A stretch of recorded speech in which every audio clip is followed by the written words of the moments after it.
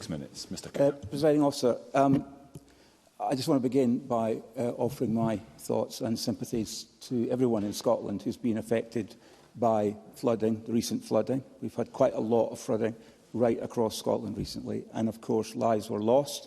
And I send my and add my condolences to those families who have been so cruelly and shockingly impacted. And I also would like to add my voice to those who have paid tribute to our first responders, to those who work in our local authorities, who put everything on the line to serve the communities that they live and work in. And I'm particularly mindful of the people that live in the vicinity of River Street in Brechin, because quite a few of the people that live in that street are seniors, and they have lost their homes, they have lost cherished possessions. Some of them will be out of their homes for some time, some of them may be out of their homes. In fact, some of them may not actually return to their homes. I learned that earlier today, and which is very sad. And I also would like to say that I'm really disappointed and surprised that, given the relevancy of this topic to the members of the people who live in my constituency, particularly in the Falkirk-Grangemouth area, that none of Falkirk's MSPs have come to the Chamber to listen to this debate. And I'm perhaps even more surprised that none of the Angus MSPs have come to the Chamber to listen to the debate, because I think it was a timely and appropriate issue for us to be discussing as a Scottish Parliament. And I think the people that live in those areas will be confused, as I am, as to why their representatives, their constituency representatives in particular, did not come to this debate. Now, climate change is a reality, and these changing weather patterns that we've been talking about are here to stay. I actually agree with what John Swinney said in his opening intervention in the debate. These are not really events now that can be easily categorised as exceptional.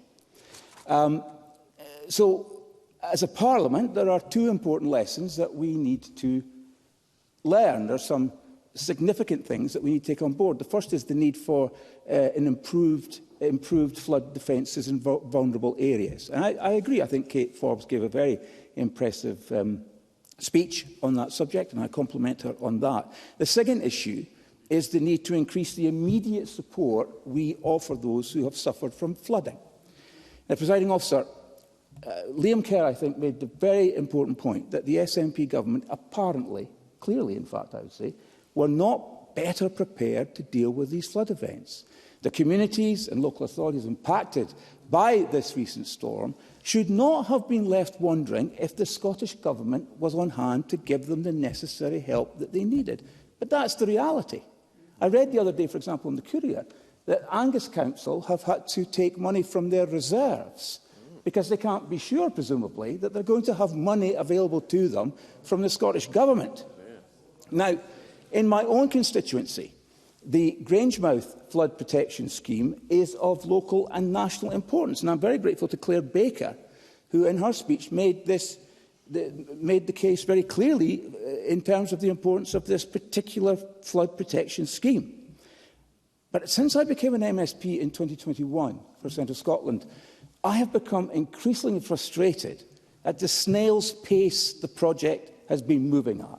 And the first hurdle is the debate about funding. Another one of these very difficult decisions that ministers get paid a lot of money to make around political priorities. And this because the stark truth is that Falkirk Council cannot hope to fund a £700 million flood defence project. Asking the Council to deliver this would essentially bankrupt the Council. And bearing in mind the importance of Grangemouth to Scotland's national economy, can the Minister please adopt a common-sense position and state that the Scottish Government will fully fund that particular flood defence scheme? Now, the second hurdle is that there is too much talking and not enough action. I was intrigued by the Cabinet Secretary's description of what the response of the government was in relation to the first Cabinet meeting after the flood had occurred, when what they did was set up a task force. And then, in response to the immediate needs of the people in Brechin, the Cabinet Secretary then went on to talk about how they could make applications to all these different bodies. Now, that's all well and good. But the people that lived on River Street don't need to be told that they need to go online to fill an application form in.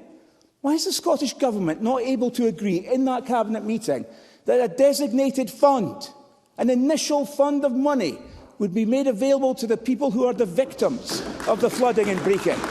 But instead, it's make an application online. That's really not what people want to hear.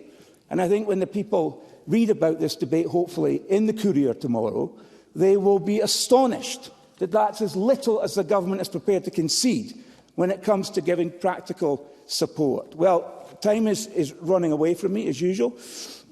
But there's just been... Thank you.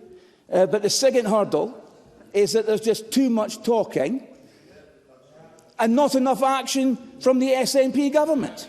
Because what they do, and I'm glad that John Swinney agreed with that, because what they do is they go in a perpetual cycle of reviews... Conclude, please, Mr Kerr. Reviews, consultations, published results, more consultations, more working groups, and nothing ever gets done. No nettles are ever grasped.